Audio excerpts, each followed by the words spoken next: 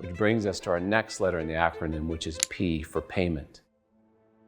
And so what does mankind need? Since the fault came through a man, we need a man who can make up for it. But since it was a fault of infinite loss, infinite punishment, we need someone who can do something infinitely good, infinitely meritorious to make up for it. And so what does God do? In the fullness of time, he sends his son, born of the Virgin, to redeem those born under Adam. As a man, what he does can count for men. As God, whatever he would do would be infinitely good, infinitely meritorious. And St. Alphonsus Liguori says, to redeem us, it would have been sufficient for Jesus to shed a single drop of blood, or a single tear, or to offer a single prayer, because a prayer offered by a divine person would have been of infinite merit and therefore sufficient for the salvation of the whole world, or of an infinite number of worlds.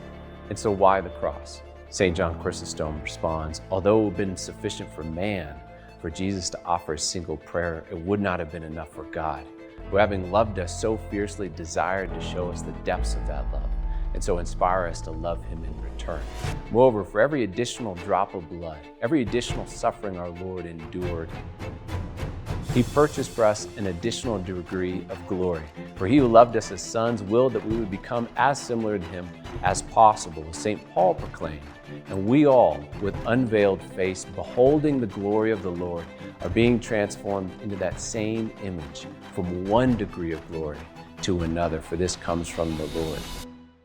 And so Jesus came as a man full of sorrows, without a place to lie his head, betrayed by one whom he trusted, abandoned by the rest, rejected by the people he came to save, and finally murdered, hanging naked by the spikes in his hands between criminals, to show you and I that God is willing to do whatever it takes, even to suffer the most miserable death, to save us, so that when we look at a crucifix, we might say to ourselves, if God is willing to die for me, then the least I can do is live for him.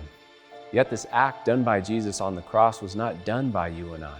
So how can it count for us as individuals bear the curse of Adam? Adam passed on his loss of life, both temporal and eternal, by inheritance. We received it along with our human nature by being born of him. So how in a similar way can we be born of Jesus' act on the cross and so inherit his merits? Which brings us to our next letter in the acronym E, ecclesia.